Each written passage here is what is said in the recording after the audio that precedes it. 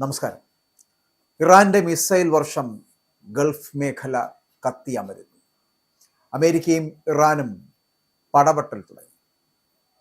പശ്ചിമേഷ്യയിൽ വീണ്ടും അമേരിക്കയും ഇറാനും തമ്മിലുള്ള പടപെട്ടൽ ആരംഭിച്ചിരിക്കുന്നു. കുവൈറ്റിലും ബഹ്റിനിലേക്ക് US താവളങ്ങൾക്ക് നേരെ ഇറാന്റെ മിസൈൽ വർഷം ഉണ്ടാകുന്നു. മേഖലയിലൊക്കെ കനത്ത യുദ്ധഭീതി സൃഷ്ടിക്കപ്പെടുന്നു. പ്രതിസന്ധി രൂക്ഷമാകുന്നു. മിഡിൽ ഈസ്റ്റിലെ സമാധാന ചർച്ചകളെല്ലാം പൂർണ്ണമായിട്ടും തകിടം മറിഞ്ഞതായിട്ട് വ്യക്തമാക്കിക്കൊണ്ട് ഇറാനെതിരെയുള്ള നാവിക ഉപരോധം കൂടുതൽ കർശനമാക്കാൻ US പ്രസിഡന്റ് ഡൊണാൾഡ് ട്രംപ് നേരിട്ട് രംഗത്തിറങ്ങിയത് പശ്ചിമേഷ്യയെ വൻ യുദ്ധത്തിന്റെ നിഴലിലാക്കുകയാണ്. നാവിക യുദ്ധ ചരിത്രത്തിലെ തന്നെ ഏറ്റവും വിജയകരമായ ഉപരോധമാണ് അമേരിക്ക ഇറാനെതിരെ നടപ്പിലാക്കുന്നതെന്ന് അവകാശപ്പെട്ട ട്രംപ് അദ്ദേഹം ഇട്ട പോസ്റ്റിനൊടുവിൽ അള്ളാഹുവിന് സ്തുതി, പ്രൈസ് ബി ടു അള്ളാഹ് എന്ന് കുറിച്ചതാണ് ഇപ്പോൾ അന്താരാഷ്ട്ര നയതന്ത്ര വൃത്തങ്ങളെ പോലും ഞെട്ടിച്ചിരിക്കുന്നത്. സമാധാന കരാറിനായിട്ടുള്ള ചർച്ചകൾ അനാവശ്യമായി നീട്ടിക്കൊണ്ടുപോയതിന് ഇറാന് വലിയ വില നൽകേണ്ടി വരുമെന്നും ഒരു കാലത്ത് മേഖലയെ വിറപ്പിച്ചിരുന്നവർ വെറും വാക്കുകളിൽ മാത്രമായി ഒതുങ്ങിയെന്നും ട്രംപ് തന്റെ ട്രൂത്ത് സോഷ്യൽ പ്ലാറ്റ്ഫോമിലൂടെ പരിഹസിക്കുകയാണ്. തന്ത്രപ്രധാനമായിട്ടുള്ള ഹോർമോസ് കടലിടുക്കിൽ വെച്ച് ഇറാന്റെ ഷഹീദ് ഡ്രോൺ അമേരിക്കൻ സൈന്യത്തിന്റെ അപ്പാച്ചെ ഹെലികോപ്റ്റർ വെടിവെച്ചിട്ടതോടുകൂടിയാണ് ആഴ്ചകളായി തുടർന്നിരുന്ന അശാന്തി പുതിയൊരു സൈനിക ഏറ്റുമുട്ടലിലേക്ക് വഴിമാറിയത്.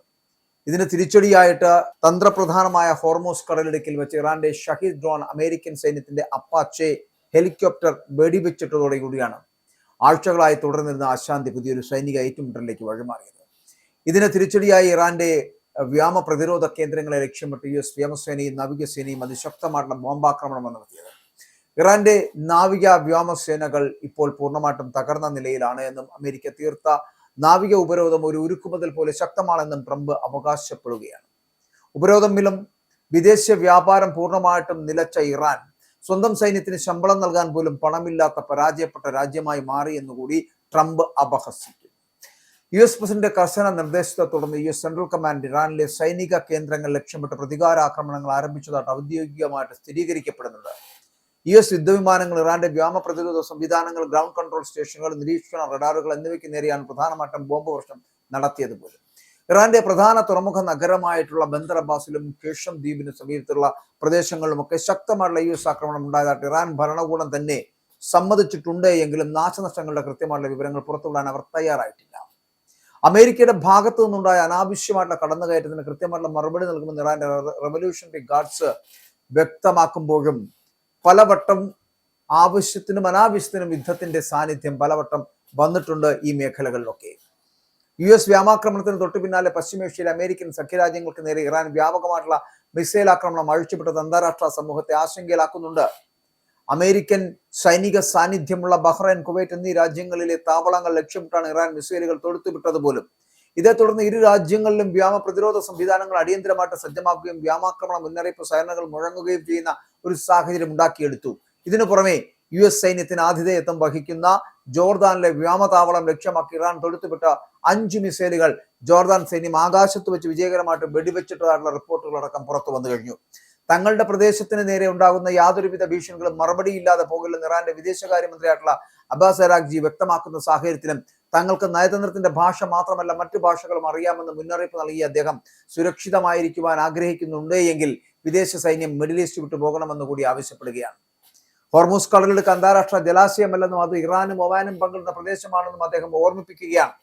വിദേശ ശക്തികൾ തങ്ങളുടെ അതിർത്തിക്ക് സമീപം നിലയുറപ്പിക്കുന്നത് വലിയ രീതിയിലുള്ള മാനുഷിക പിഴവുകൾക്കും അപകടങ്ങൾക്കും പരസ്പരമുള്ള വെടിവയ്പ്പുകൾക്കും കാരണമാകുമെന്നുള്ള ഇറാന്റെ നിലപാടും വളരെ കൃത്യമായി വ്യക്തമാക്കുകയാണ്. ആഗോളതലത്തിൽ വിതരണം ചെയ്യപ്പെടുന്ന അസംസ്കൃത എണ്ണയുടെ 5-1 കടന്നുപോകുന്ന തന്ത്രപ്രധാനമായിട്ടുള്ള ഹോർമൂസ് കടലിടുക്കിലെ ഈ പുതിയ സംഘർഷങ്ങൾ ലോകമെമ്പാടുമുള്ള എണ്ണ വ്യാപാരത്തെയും സാമ്പത്തിക രംഗത്തെയും ദോഷകരമായി ബാധിക്കുമെന്ന ആശങ്ക വളരെ ശക്തവുമാണ് എന്നതാണ്. ഇറാനിയൻ തുറമുഖങ്ങൾക്ക് മേൽ വാഷിംഗ്ടൺ ഏർപ്പെടുത്തിയ കടുത്ത നാവിക ഉപരോധം കാരണം തന്നെ കപ്പൽ ഗതാഗതം ഇതിനകം തന്നെ വലിയ പ്രതിസന്ധിയിലായിരിക്കുകയാണ്. കഴിഞ്ഞ ഏപ്രിൽ മാസത്തിൽ അമേരിക്കയുടെ F-15 യുദ്ധവിമാനം ഇറാൻ വെടിവെച്ചിട്ടതിന് ശേഷം ഇപ്പോഴുണ്ടായ അപ്പാച്ചെ ഹെലികോപ്റ്റർ തകർച്ച രണ്ടാമത്തെ വലിയ US സൈനിക നഷ്ടമാണ്. ഒമാൻ തീരത്ത് തകർന്നു വീണ ഹെലികോപ്റ്ററിലെ 2 പൈലറ്റുമാരെയും പേർഷ്യൻ കടലിൽ നിന്നും US സൈന്യം വിജയകരമായി രക്ഷപ്പെടുത്തേണ്ട സാഹചര്യവും ഉണ്ടായി. ആഴ്ചകളായി അമേരിക്കയും ഇറാനും തമ്മിൽ പശ്ചിമേഷ്യയിലെ സമാധാന കരാറിനായിട്ട് ചർച്ചകൾ നടത്തി വരികയായിരുന്നുവെങ്കിലും അവസാന നിമിഷം അവ പരാജയപ്പെടുകയായിരുന്നു. ഇറാൻ തങ്ങളുടെ ആണവ മോഹങ്ങൾ പൂർണ്ണമായിട്ടും ഉപേക്ഷിക്കണമെന്ന ആവശ്യത്തിൽ ഡൊണാൾഡ് ട്രംപ് ഉറച്ചു നിൽക്കുമ്പോൾ ഏത് സമാധാന കരാറിന്റെയും ഭാഗമായിട്ട് ലബനനിൽ തൽക്കാലം വെടിനിർത്തൽ പ്രഖ്യാപിക്കണമെന്നാണ് ഇറാന്റെ പ്രധാന ആവശ്യമെന്ന് പറയപ്പെടുന്നത്. ഇറാന്റെ പിന്തുണയോടെ പ്രവർത്തിക്കുന്ന ലബനനിലെ ഹിസ്ബുള്ള ഭീകരർക്കെതിരെ ഇസ്രായേൽ ആക്രമണം കടുപ്പിച്ചതിനെ തുടർന്ന് കഴിഞ്ഞ വാരാന്ത്യത്തിൽ ഇറാൻ നേരിട്ട് ഇസ്രായേലിന് നേരെ 30ഓളം മിസൈലുകൾ തൊടുത്തുവിട്ടിരുന്നു. ഇതിന് ഇസ്രായേലും ശക്തമായുള്ള തിരിച്ചടി നൽകിയതോടുകൂടിയാണ് മേഖലയിലെ സമാധാനം എന്ന് പറയപ്പെടുന്ന പൂർണ്ണമായിട്ടും തകിടം മറിഞ്ഞു പോയത്. അതിനുശേഷം എന്ത് സംഭവിച്ചു? തുടർന്ന് ഇരുവിഭാഗവും പരസ്പരമുള്ള ആക്രമണങ്ങൾ നിർത്തണമെന്നും അന്തിമ ചർച്ചകളിലേക്ക് കടക്കണമെന്നും ട്രംപ് ആവശ്യപ്പെടുന്നു. അതിനെ തുടർന്ന് താൽക്കാലികമായുള്ള ഒരു ശമനമുണ്ടായെങ്കിലും ഇപ്പോഴത്തെ അപ്പാച്ചെ ഹെലികോപ്റ്റർ സംഭവം കാര്യങ്ങൾ വീണ്ടും വഷളാക്കി എന്നുള്ളതാണ്. ഇസ്രായേൽ നടത്തിയ വ്യോമാക്രമണങ്ങൾ തങ്ങളുടെ വ്യോമ പ്രതിരോധ സേനയിലെ 2 അംഗങ്ങൾ ഉൾപ്പെടെ 3 പേർ കൊല്ലപ്പെട്ടതായിട്ട് ഇറാൻ ഔദ്യോഗിക മാധ്യമങ്ങൾ സ്ഥിരീകരിക്കുന്ന ഒരു സാഹചര്യം ഉണ്ടായി. എന്നാൽ ഇസ്രായേലിൽ കാര്യമായിട്ടുള്ള നാശനഷ്ടങ്ങളോ ആളപായമോ റിപ്പോർട്ട് ചെയ്തിരുന്നില്ല. മിസൈൽ ആക്രമണങ്ങളെ തുടർന്ന് താൽക്കാലികമായി അടച്ചിട്ടിരുന്ന ടെഹ്റാൻ അന്താരാഷ്ട്ര വിമാനത്താവളം പിന്നീട് തീർത്ഥാടകർക്കായി തുറന്നു കൊടുത്തതിന് പിന്നാലെയാണ് US ഭാഗത്ത് നിന്ന് പുതിയ ആക്രമണം ഉണ്ടാകുന്നത് തന്നെ. അമേരിക്കൻ മാധ്യമങ്ങൾ ഇറാനുമേലുള്ള നാവിക ഉപരോധത്തിന്റെ വിജയം ജനങ്ങളിൽ മറച്ചുവെക്കുകയാണെന്ന് ട്രംപ് കുറ്റപ്പെടുത്തുമ്പോഴും വ്യാജ വാർത്തകൾ നൽകുന്ന മാധ്യമങ്ങൾ US നാവികസേനയുടെ ചരിത്രപരമായ നേട്ടങ്ങളെ റിപ്പോർട്ട് ചെയ്യാൻ വിമുഖത കാണിക്കുകയാണ് എന്ന് ട്രംപിന്റെ ആക്ഷേപം ഉന്നയിക്കപ്പെടുകയാണ്. അപ്പോൾ തങ്ങൾ ആഗ്രഹിച്ചാൽ മാത്രമേ ഹോർമോസ് കടലിടുക്കിലൂടെ യാതൊരു കപ്പലിനും കടന്നുപോകാൻ സാധിക്കൂവെന്നും അമേരിക്കൻ ഉപരോധം ഒരു ഉരുക്കുമതിൽ പോലെ ശക്തമാണ് എന്ന് ട്രംപ് അവകാശപ്പെടുമ്പോഴും, എന്നാൽ ട്രംപിന്റെ ഈ കടുത്ത പ്രസ്താവനകളും അള്ളാഹുവിന് സ്തുതി എന്ന വാചകവും അന്താരാഷ്ട്ര തലത്തിൽ വലിയ ചർച്ചകൾക്കും പുതിയ രാഷ്ട്രീയ വ്യാഖ്യാനങ്ങൾക്കും വഴി തുറക്കുമ്പോഴും മിഡിൽ ഈസ്റ്റിൽ US-ഉം ഇറാനും തമ്മിലുള്ള ഈ നേരിട്ടുള്ള സൈനിക ഏറ്റുമുട്ടൽ എന്ന് പറയപ്പെടുന്നത് വരും ദിവസങ്ങളിൽ കൂടുതൽ ശക്തമാകുമെന്നുള്ള കാര്യത്തിൽ തർക്കമില്ല. അതിനുള്ള സാധ്യതകൾ തന്നെയാണ് അന്താരാഷ്ട്ര നിരീക്ഷകരടക്കം വിലയിരുത്തുന്നത്. നയതന്ത്ര ചർച്ചകളിലൂടെ പ്രശ്നം പരിഹരിക്കുവാൻ ഇരു രാജ്യങ്ങളും തയ്യാറാകാത്ത പക്ഷം അത് വലിയൊരു പ്രാദേശിക യുദ്ധത്തിലേക്ക് നയിച്ചേക്കാം. എണ്ണവില കുതിച്ചുയരുന്നതിനും ആഗോള വിപണിയിൽ കനത്ത പ്രതിസന്ധി രൂപപ്പെടുന്നതിനും ഈ സംഘർഷം കാരണമായേക്കുമെന്നതിനാൽ ഐക്യരാഷ്ട്രസഭ ഉൾപ്പെടെയുള്ള അന്താരാഷ്ട്ര സംഘടനകൾ അതീവ ജാഗ്രതയോടെയാണ് മിഡിൽ ഈസ്റ്റിലെ ഓരോ നീക്കങ്ങളെയും നിരീക്ഷിക്കുന്നത് എന്നുള്ളത്. കാരണം ഇവർ തമ്മിലുള്ള യുദ്ധം അവസാനിക്കുന്നില്ല എന്നുള്ളത്. ഇറാന്റെ മിസൈൽ വർഷം ഗൾഫ് മേഖലയെ കത്തി അമരുന്ന തരത്തിലേക്ക് കൊണ്ടെത്തിക്കുകയും അമേരിക്കയും ഇറാനും പടവട്ടൽ ഈ മുമ്പെങ്ങും ഇല്ലാത്ത വിധം തുടരുകയും ചെയ്യുന്ന സാഹചര്യത്തിൽ ഈ യുദ്ധം ഇപ്പോഴൊന്നും അവസാനിക്കാൻ പോകുന്നില്ല എന്നുള്ള സൂചനകളാണ് വരുന്നത്.